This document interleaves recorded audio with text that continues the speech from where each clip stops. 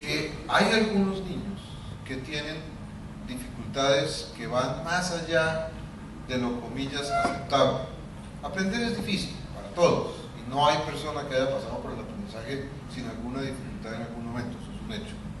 De tal manera que de eso no es de lo que estamos hablando. Estamos hablando de niños que tienen dificultades que son consistentes, que son permanentes, que son refractarias, que son rebeldes, que se hace una cosa y se hace otra y siguen con la dificultad, que los padres los apoyan, los acompañan en su tarea, que los maestros hacen una cosa, hacen la otra, y el niño sigue con dificultades.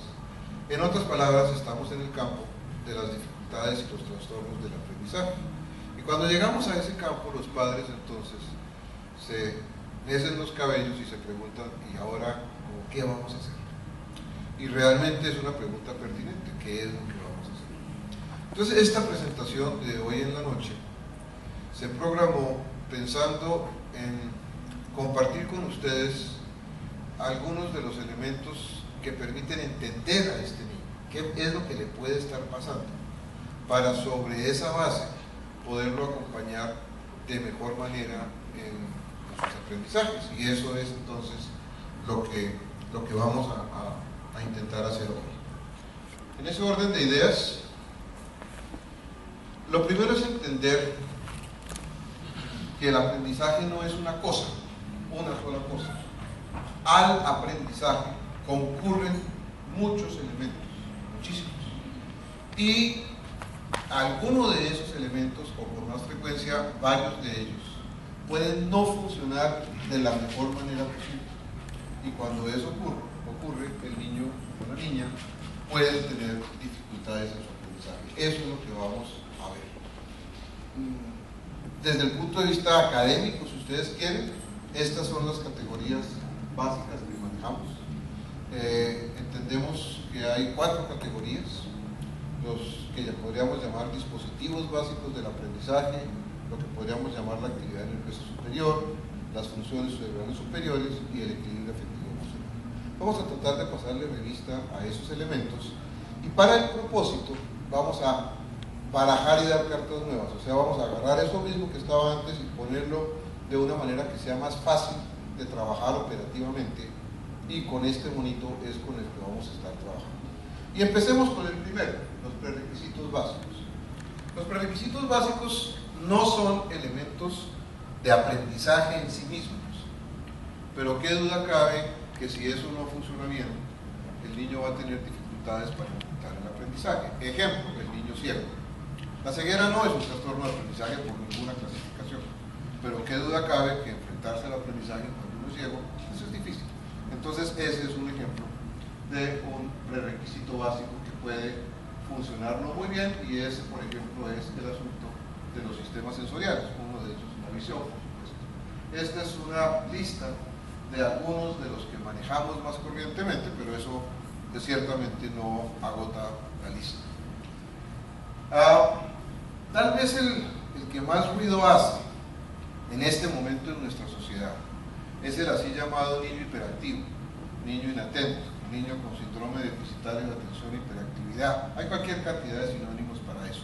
Repito, esta no es la única condición, pero la escogí para profundizar un poquito en ella, porque soy consciente que en la sociedad contemporánea, en Colombia y por supuesto en Barranquilla igual, este tema, repito, es un tema que hace mucho ruido, que preocupa mucho, en el cual hay muchos debates, hay posiciones encontradas. En realidad lo que estamos es atrincherados en una posición u otra, generalmente alrededor de las medicaciones, que si sí, que si no, que si estamos intoxicando niños con psicoestimulantes, o que si estamos negándole a los niños el beneficio de medicaciones, y eso es un debate como muy complicado. Entonces por eso escogí esta entre los diferentes requisitos para trabajar un poquito sobre ello. En ese orden de ideas, lo que es importante entender es que eso ha generado muchas confusiones en la familia. Confusiones que llevan a que la familia no sepa muy bien qué hacer, y entonces le pasa como a esta señora que le confió a su marido. El médico dijo que lo tenía probablemente sobreprotegido, y ella no entiende muy bien por qué fue que el médico le dijo que lo tenía sobreprotegido, ¿sí? Y entonces en ese contexto lo primero a recordar es que tenemos el problema que confundimos las palabras. Entonces convertimos en sinónimos cosas que no lo son. Y tenemos un niño que tiene problemas de comportamiento, que no es ambicioso, que no se está quieto, que hace una gran cantidad de cosas, y todos utilizamos una terminología científica y decimos que ese niño es inatento y es inquieto. Y cuando uno pregunta, en realidad, ¿usted qué entiende por inquieto o inatento?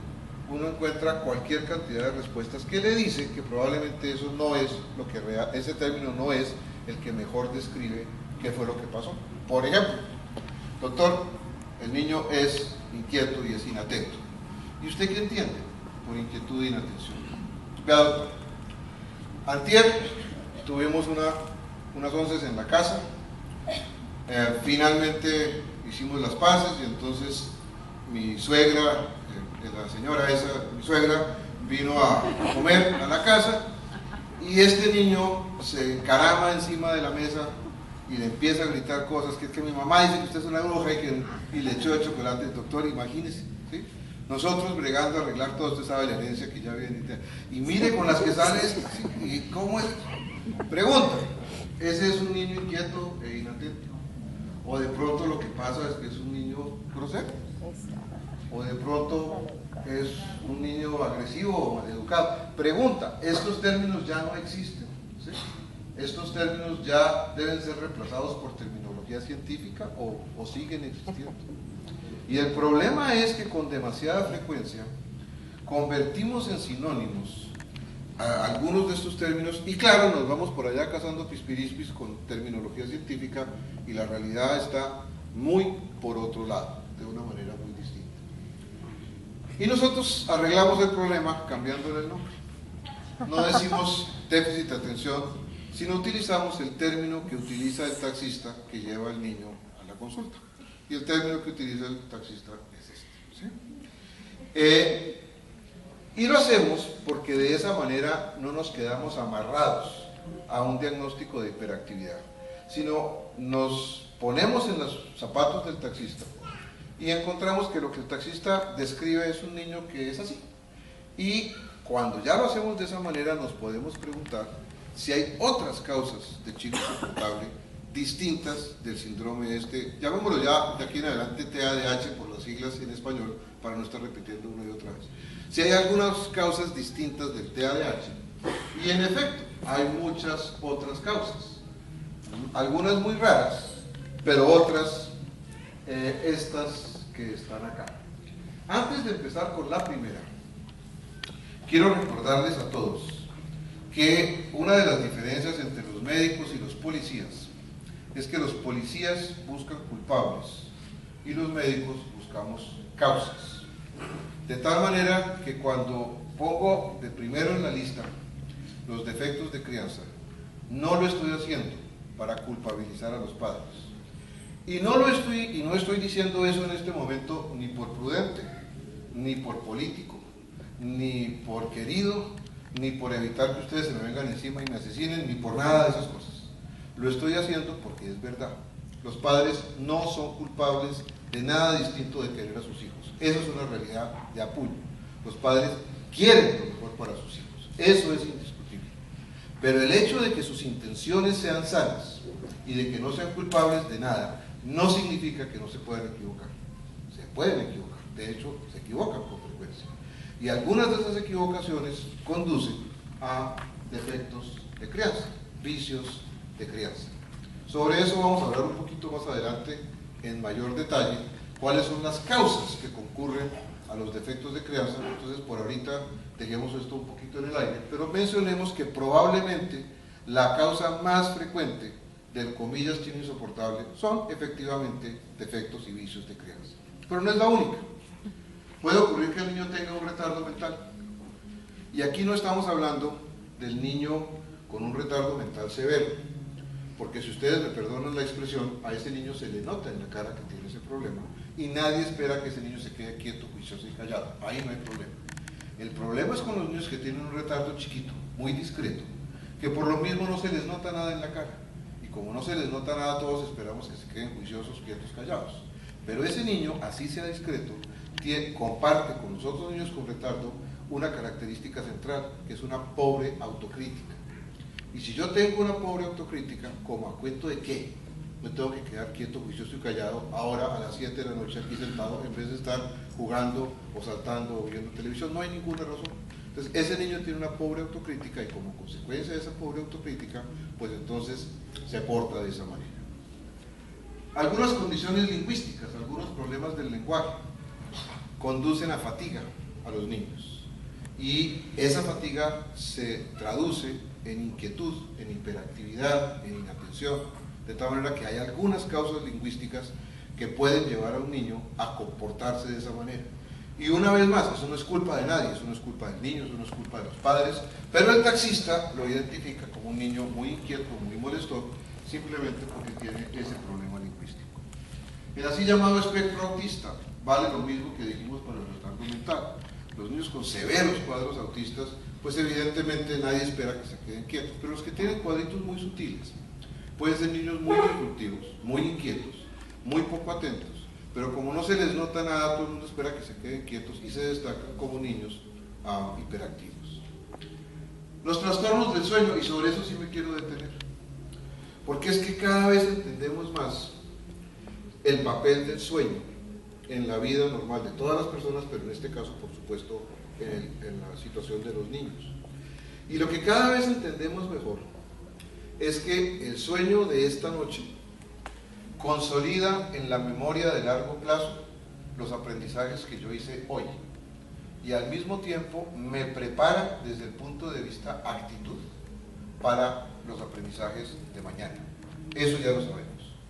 Ahora bien, si buscamos el reverso de la medalla, ¿qué pasa cuando el niño tiene un sueño muy precario? Pues lo que pasa es lo opuesto, que no se van a consolidar de manera apropiada los aprendizajes que hice hoy, pero además que actitudinalmente no voy a estar bien preparado para los aprendizajes de mañana, y una de esas cosas actitudinales es que me voy a tornar inquieto, irascible, hiperactivo. Y la higiene del sueño, o mejor, la pobre higiene del sueño, es la principal causa de problemas de sueño en la infancia. Y eso está al alcance de ustedes, los padres, porque quienes manejan la higiene del sueño son los padres de familia. ¿Y cuáles son ejemplos de higiene del sueño? Por ejemplo, perdónenme la redundancia, el televisor en el cuarto. Cuando el niño tiene el televisor en el cuarto, obviamente se duerme tarde. ¿A qué hora se duerme? Nadie lo sabe. Generalmente se duerme después de los padres. Pero además de eso, se duerme con el televisor prendido, con lo cual todo su sueño transcurre con una intensa luminosidad, y ni siquiera luz natural, sino la luz artificial del televisor. Y además transcurre con sonido permanente, y esas no son las mejores condiciones para dormir. Cuando estudiamos el sueño en profundidad, sabemos que el sueño es una cosa muy activa que tiene una cantidad de etapas. Se las voy a nombrar solo para que ustedes tengan una idea de lo complejo es. Uno pasa por sueño REM, sueño no REM, estadios 1, 2, 3, 4, y cada uno de esos se repite de una manera determinada a lo largo de toda la noche. De tal forma que el sueño no es simplemente desconectarse, no, el sueño es una cosa activa muy complicada, repito, no vamos a pasarle revista a cada cosa de esas ni qué significa. Se los mencioné solamente para decirles que es algo mucho más complejo de lo que uno se imagina. Y para que se dé así, debe hacerse en buenas condiciones de higiene del sueño. Entonces un niño que pasa por esas cosas, evidentemente no hace un sueño apropiado, un sueño reparador, un sueño eficiente, y eso se paga, y se paga caro. Y eso no es el único problema de la higiene del sueño, lo menciono a título de ejemplo porque suele ser de los más protuberantes. Hay enfermedades que llevan al niño a ser insoportable, como esto, no vale la pena detenernos en ellas, y por supuesto está el verdadero síndrome deficitario de atención con hiperactividad, que sí existe, porque cuando ustedes me acompañan a esta lista, quedan tentados a pensar que yo creo que el TDAH no existe y que es un embeleco y punto. No, sí existe. Que con frecuencia se abuse de ese diagnóstico, sí se abusa de ese diagnóstico. Y que hay una tonelada de niños metidos en medicación sin merecerla, yo creo que sí. Creo que hay una tonelada de niños metidos en medicación sin que realmente la necesitan. Esa es mi opinión personal. Pero eso no significa que la condición no exista. Y eso no significa que en todos los casos sea pertinente negarle al niño los beneficios de medicación. Y en ese contexto, negarle al niño los beneficios de la medicación tiene tanta lógica como negarle a un señor que está en cuidados intensivos del hospital por un problema cardíaco la medicación que necesita para su corazón. No tiene sentido. O aquellos de ustedes que toman medicación para la presión alta, quitarles la medicación porque es que se están llenando de pepas. No, si necesitan la medicación para su hipertensión, la necesitan, de verdad para Dios. Y entonces no tiene lógica negarle al niño la medicación, aun cuando, repito y una vez más, acepto y coincido en que con demasiada frecuencia se abusa del diagnóstico y se abusa de la medicación.